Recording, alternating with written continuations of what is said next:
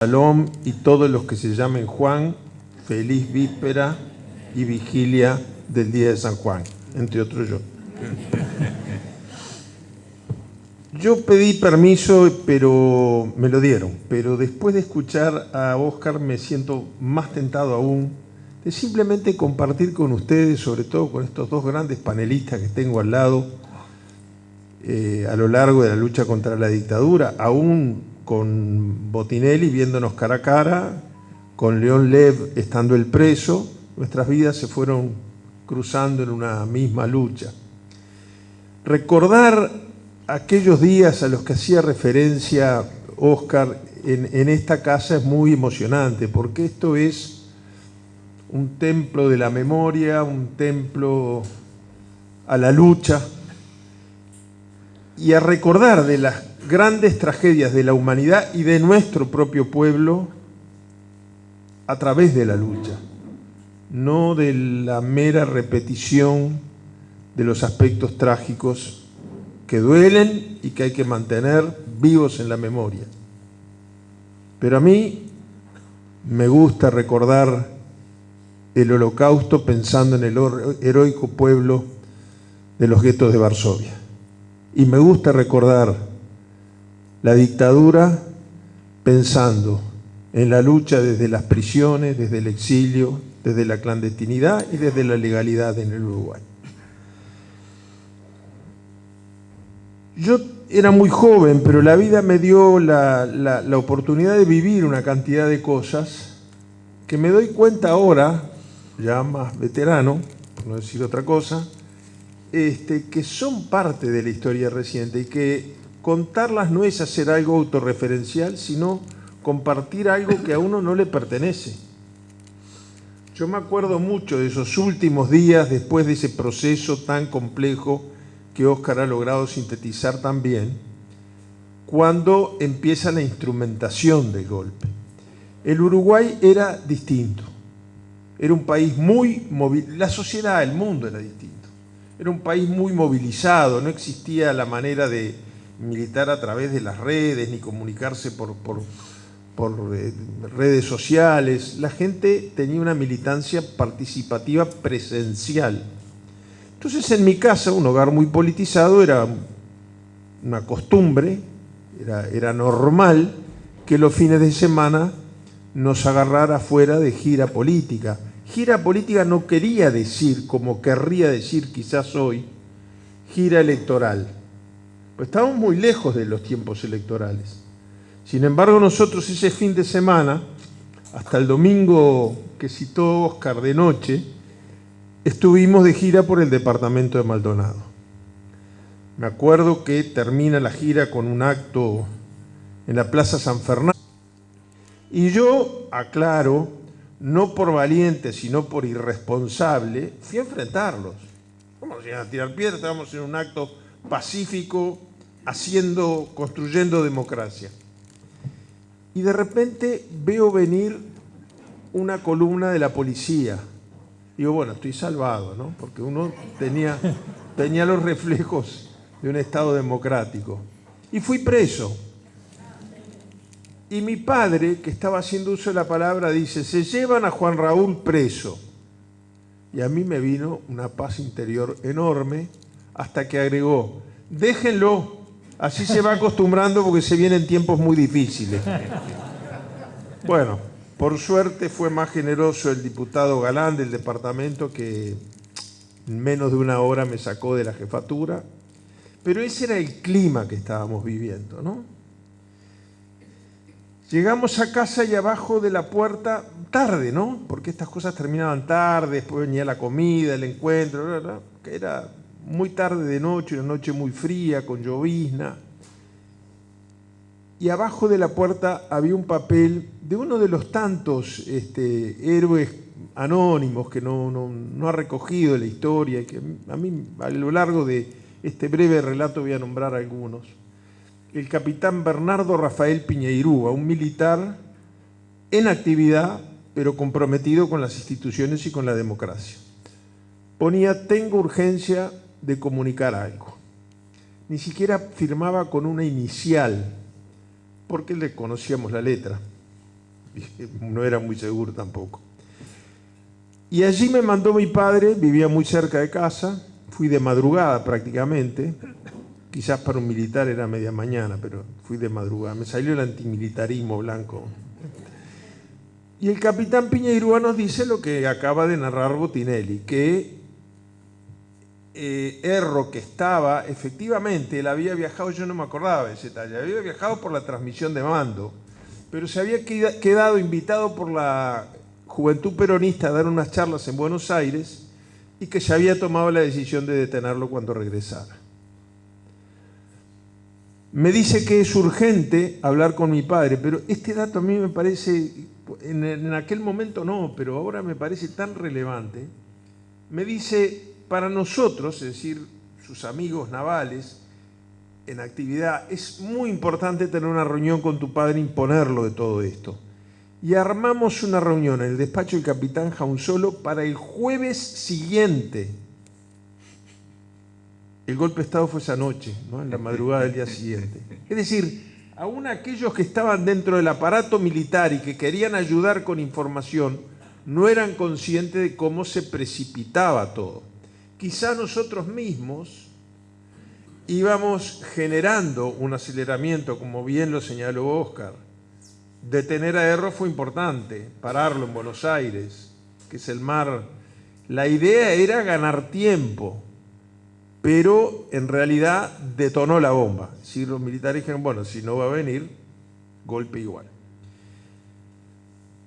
Llego a casa, lo impongo de estos hechos a mi padre y muy temprano de mañana vamos, lo que no era usual, vamos a la casa del general Sereñi. Mi padre no quería intercambiar nada de esto por teléfono. Los boletines eran muy parecidos.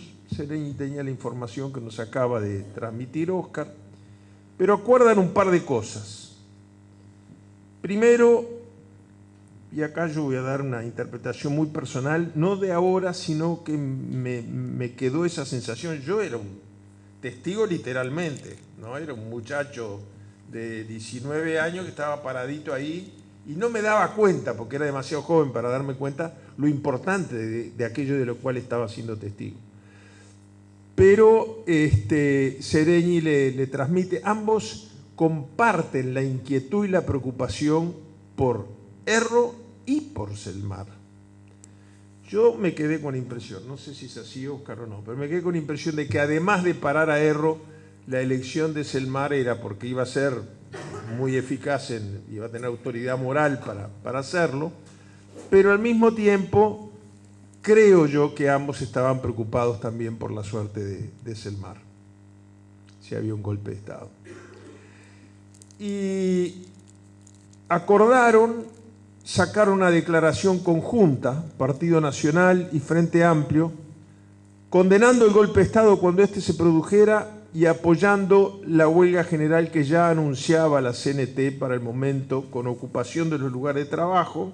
Partido Nacional iba a sacar una declaración con el Frente apoyando la ocupación de los lugares de trabajo, que ahora se considera un delito y que el Frente se considera otro delito, porque, perdone que pase un chivo, pero le preguntan la obra a un gobernante y dice la culpa la tiene el Frente Amplio, antes de decir qué horas son.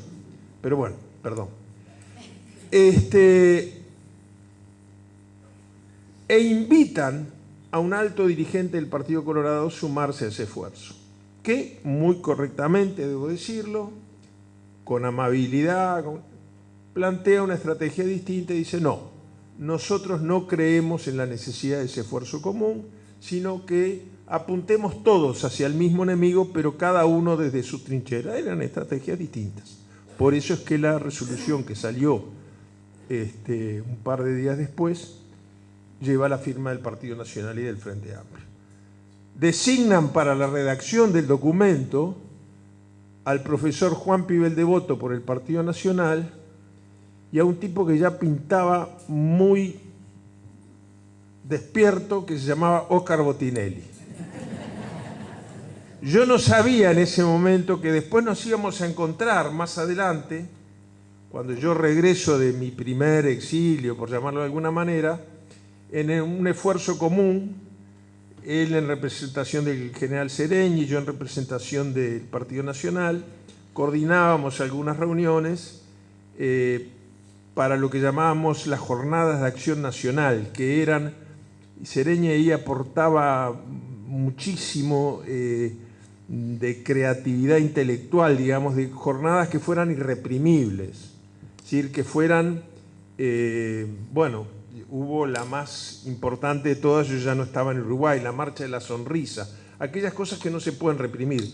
Se puede meter preso a todos los que llevan una flor en la solapa, no se puede meter preso a todos los que no entran a un bar de 5 a 7 de la tarde, por ejemplo, o los apagones voluntarios, etc. Yo recién le recordé uno de esos episodios a Óscar, simplemente para tener la esperanza de que no recordara algunos detalles de equivocaciones y errores míos, pues se los acordaba con una precisión maravillosa. Lo cierto es que terminaron el general Sereñi y él yéndose apenas terminó la reunión. Esto fue durante el periodo de la libertad de Sereñi entre la primera y la segunda prisión, y terminó la reunión y Botinelli y Sereñi se fueron y los blancos nos quedamos charlando y comentando y salió un wikisito por acá y no sé cuándo y terminamos todos presos. Bueno, pero lamentablemente se acordaba todo con lujo de detalle. Pero bueno, Botinelli y Pibel quedan encargados de la redacción de esa proclama y después el resto del día nos dedicamos a organizar la salida de mi padre del Uruguay. Muy poco después de regresar a casa, pasa camino del aeropuerto Selmar Michelini y para mí es como una estampa, como de esos recuerdos que uno guarda como una foto, el abrazo prolongado y en silencio que se dieron Selmar y mi viejo, que en realidad 48 horas más tarde se iban a encontrar en Buenos Aires, pero en ese momento nadie sabía cuál iba a ser el destino de nadie. Fue muy, muy emocionante aquella despedida. Eso explica además la ausencia de Michelini en esa famosa, icónica sesión que ahora el 26 por la noche se va a recordar en el Palacio Legislativo. Después de eso fuimos a una reunión de las coordinadoras de la Juventud del Movimiento por la Patria, la coordinadora del Cerrito de la Victoria, en el Cine Grand Prix.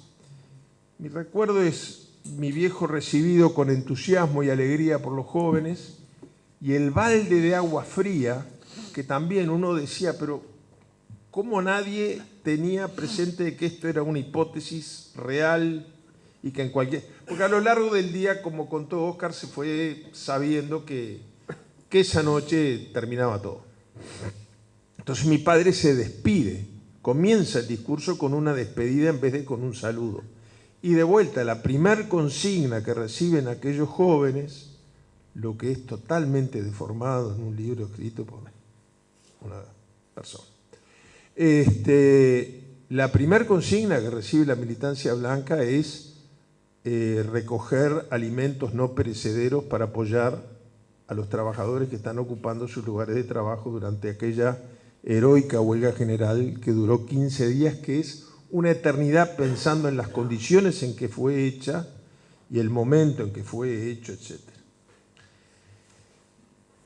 Volvemos al Palacio Legislativo y ahí se lleva a cabo esa sesión tan especial que hoy me llamó una periodista a preguntarme por qué mi padre dice: me perdonarán que antes de retirarme de sala.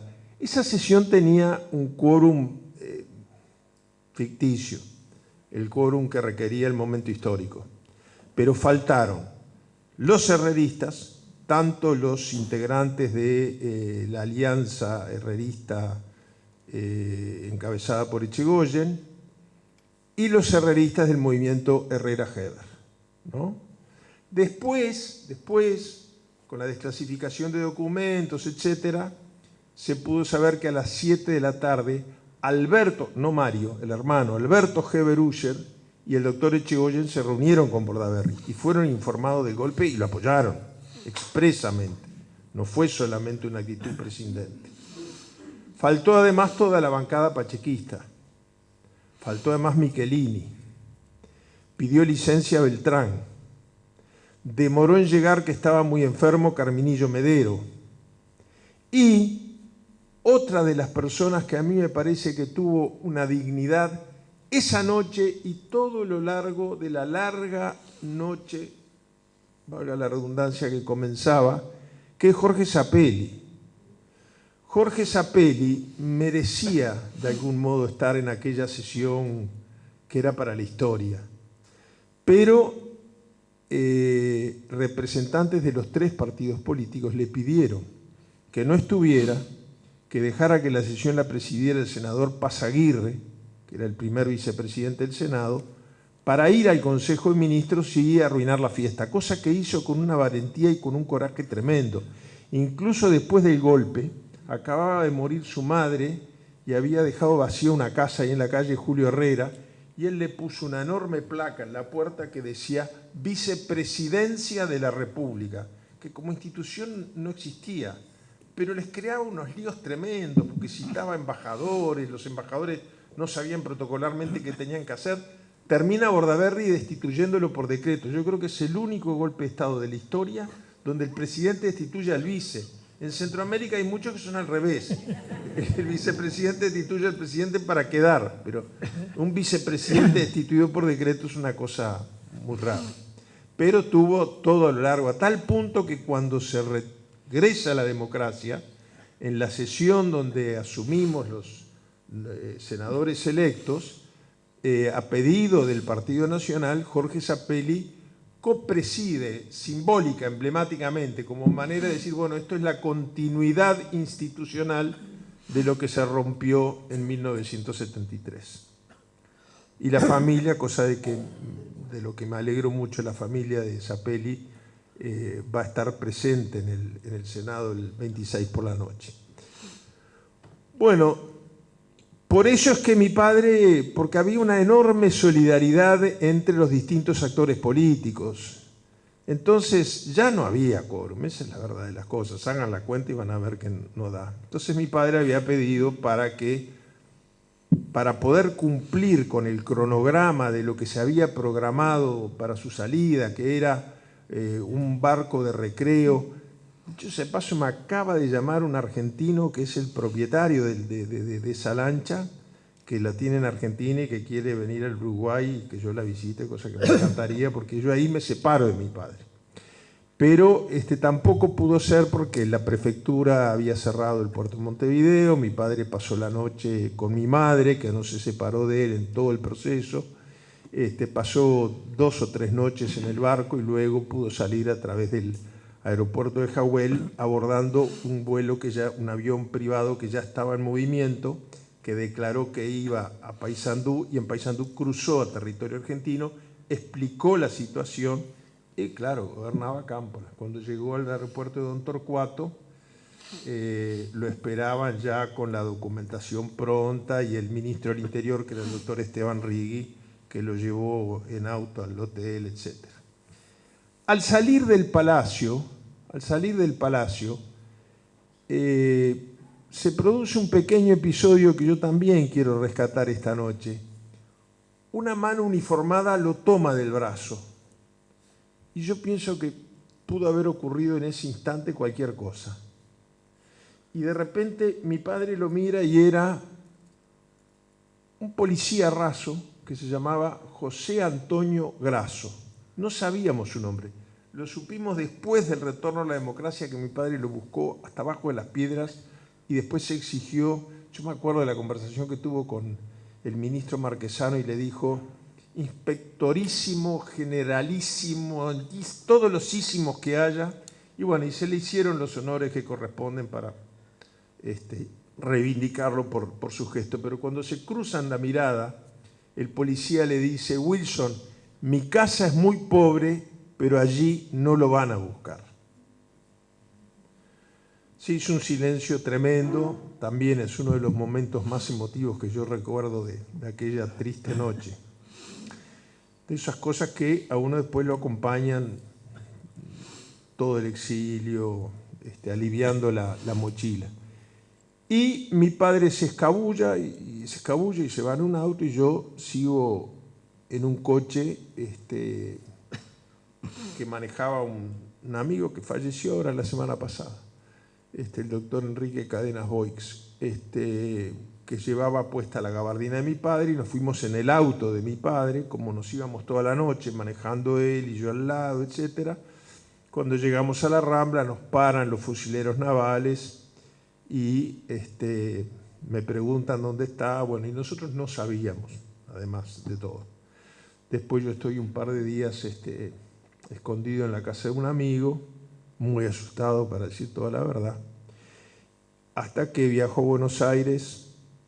Me reencuentro con mis padres de casualidad, porque no habíamos coordinado nada, pero fui al hotel que íbamos cuando íbamos de paseo, y allí los encontré en el Hotel Carson. Ya estaban en contacto con Michelini.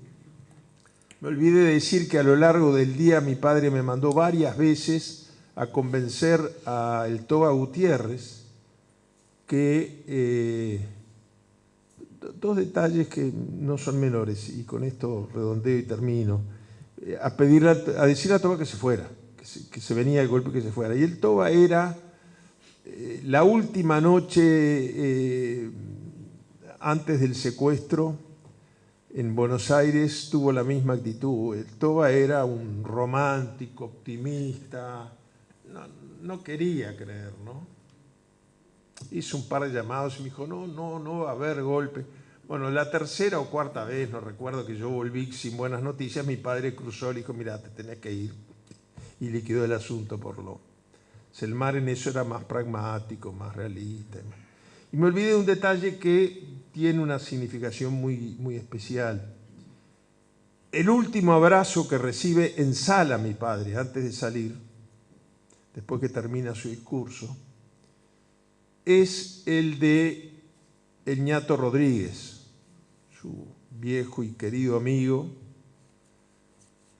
Y el ñato le dice, Wilson, ya está decretada la huelga general y ya comenzó la ocupación de los lugares de trabajo. Así de importante fue el rol que jugó la Central Obrera en el inicio de la lucha contra la dictadura. Los demás discursos de los otros legisladores, por razones obvias, los escuchamos mucho después, las grabaciones. Y si mi padre terminó sus palabras con un viva el Partido Nacional, y bueno, el Pancho Rodríguez Camullo terminó con un viva el Frente Amplio, y Hierro Gambardella viva Brum, y el otro viva Héctor Grauer, viva Valle, pero no eran gritos sectarios dividiendo, marcando la chacra, sino cada uno ponía arriba de la mesa su patrimonio, su cultura, su tradición al servicio de la causa común de luchar contra la dictadura. Bueno, estoy más o menos en el tiempo. Perdonen si fue demasiado autorreferencial, pero yo creo que lo que yo pude presenciar esa noche es algo que, repito, tengo el deber de compartirlo porque forma parte de lo mejor de nuestra historia reciente. Muchas gracias.